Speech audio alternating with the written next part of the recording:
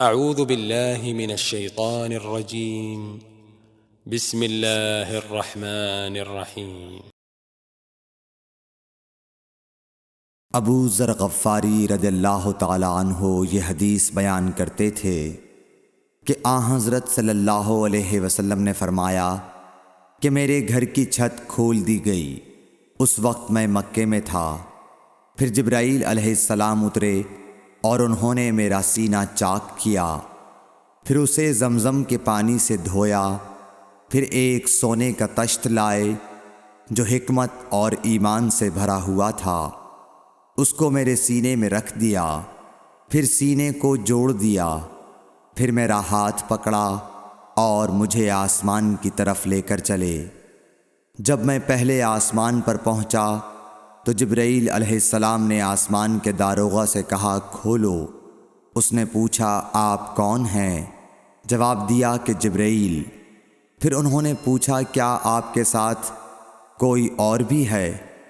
جواب دیا ہاں، میرے ساتھ محمد صلی اللہ علیہ وسلم ہے۔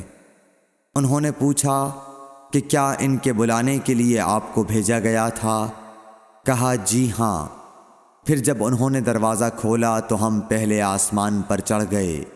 وہاں ہم نے ایک شخص کو بیٹھے ہوئے دیکھا۔ ان کے داہنی طرف کچھ لوگوں کے جھنڈ تھے اور کچھ جھنڈ بائیں طرف تھے۔ جب وہ اپنی داہنی طرف دیکھتے تو مسکراتے اور جب بائیں طرف نظر کرتے تو روتے۔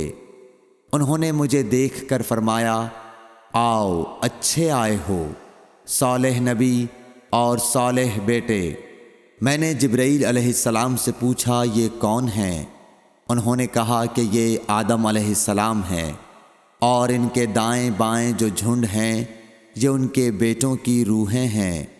جو جھنڈ دائیں طرف ہیں وہ جنتی ہیں، اور بائیں طرف کے جھنڈ دوزخی روحیں ہیں۔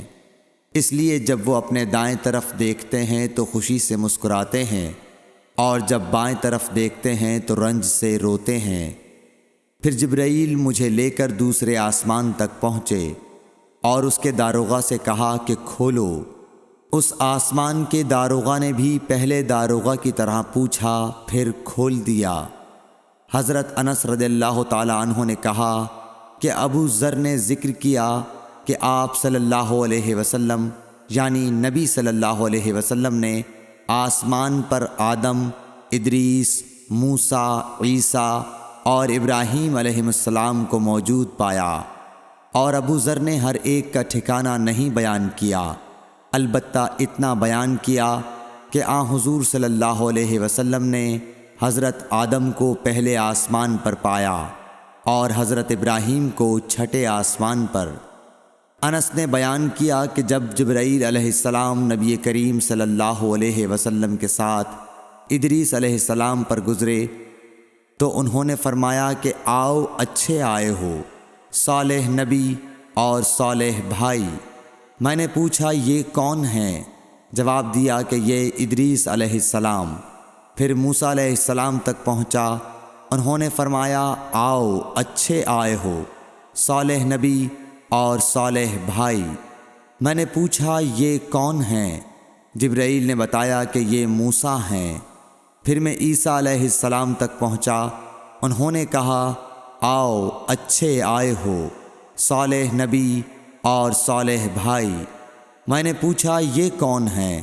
جبرائیل علیہ السلام نے بتایا کہ یہ عیسیٰ ہیں۔ پھر میں ابراہیم علیہ السلام تک پہنچا۔ انہوں نے فرمایا آؤ اچھے آئے ہو، صالح نبی اور صالح بیٹے۔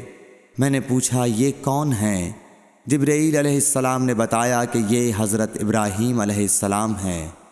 ابن شہاب نے کہا کہ مجھے ابو بکر بن حزم نے خبر دی کہ عبداللہ بن عباس اور ابو حبا الانصاری رضی اللہ عنہم کہا کرتے تھے کہ نبی کریم صلی اللہ علیہ وسلم نے فرمایا، پھر مجھے جبرائیل لے کر چڑھے۔